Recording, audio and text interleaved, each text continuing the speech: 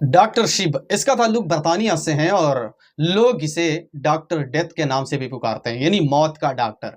बरतानिया में इसकी तारीख आज भी पड़ी हुई है। 1992 में ये डॉक्टर हो गया और इसने 2 हॉस्पिटल के अंदर अपनी ड्यूटी सर अंजाम दी, कभी एक हॉस्पिटल कभी दूसरा हॉस्पिटल। 1992 में जब ये अपनी ड्यूटी पे फायज हो गया और उसने ड्यूटी शुरू कर दी, तो इनके मरीजों से यानी इनके हाथों से जो मरीज था वो बहुत जल्द रुखसत हो जाता था। लोगों के बड़े शक शुबात थे इसके ऊपर, लोग बड़े हैरान थे और कई लोगों ने इसके खिलाफ शिकायत भी दर्ज की थी। लेकिन जाहिर सी बात है, एक बहुत बड़ा डॉक्टर होता है और खासकर हर मुल्क में डॉक्टर को मसीहा समझा जाता है। डॉक्टर से हमारी बहुत ज़्यादा उम्मीदें जुड़ी हुई होती है।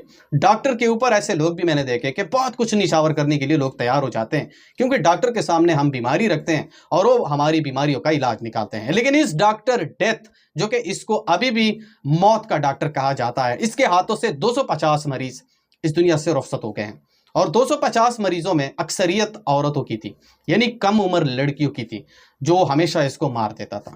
दरअसल जब लोगों के इसके ऊपर शक ज्यादा हो गया, लोग कंप्लेंट करते थे, शिकायत लगाते थे कि इसके हाथ से मरीज रुखसत हो जाता है, लेकिन पुलिस को शक नहीं हो रहा था। पुलिस इनके खिलाफ कोई भी कार्रवाई जो है वो नहीं कर रही थी और उसे इस चीज का अंदाजा था कि एक बहुत बड़ा डॉक्टर है, इसके खिलाफ हम अब से मतलब कैसे कार्रवाई करेंगे। बहरहाल एक दिन 1998 में उसने एक हॉस्पिटल के अंदर एक 16 साल लड़की जो कि इसके पास मरीज आई और उसने इसका इलाज शुरू कर दिया और उसके साथ एक और बहन भी थी। अभी वो लड़की जो थी 16 साल, वो बेड पे पड़ी हुई थी, बिल्कुल ठीक थी, नॉर्मल थी।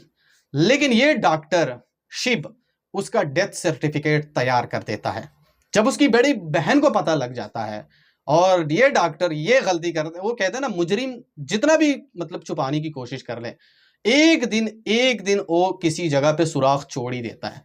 उसके बाद ये उसकी बहन बेड पे पड़ी हुई है, बिल्कुल ठीक है, नॉर्मल है, और ये डॉक्टर शिब उसका डेथ सर्टिफिकेट तैयार कर देते हैं और उसकी बड़ी बहन के हाथ में थमा देते हैं।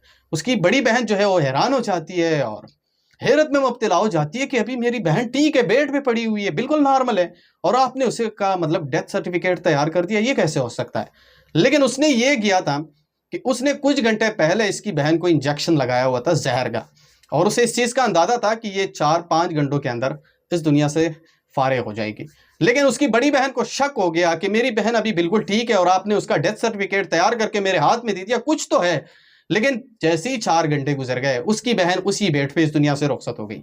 तब उसने और कुछ नहीं किया, पुलिस स्टेशन पहुंच गई। पुलिस स्टेशन जैसे ही ये पहुंची, उसने डेथ सर्टिफिकेट दिया और बाकी भी उसने बताया कि मेरी बहन ठीक थी 4 घंटे पहले, और 4 घंटे पहले ही इस डॉक्टर ने मेरे हाथ में डेथ सर्टिफिकेट थमा दिया। ये कैसे हो सकता है।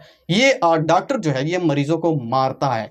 पुलिस ने एक्शन लिया और इस डॉक्टर को गिरफ्तार कर लिया। गिरफ्तार करने के बाद इस डॉक्टर ने एतराफ़ी जुर्म कर लिया और कह दिया कि मैंने 250 से ज्यादा मरीजों को खत्म किया है।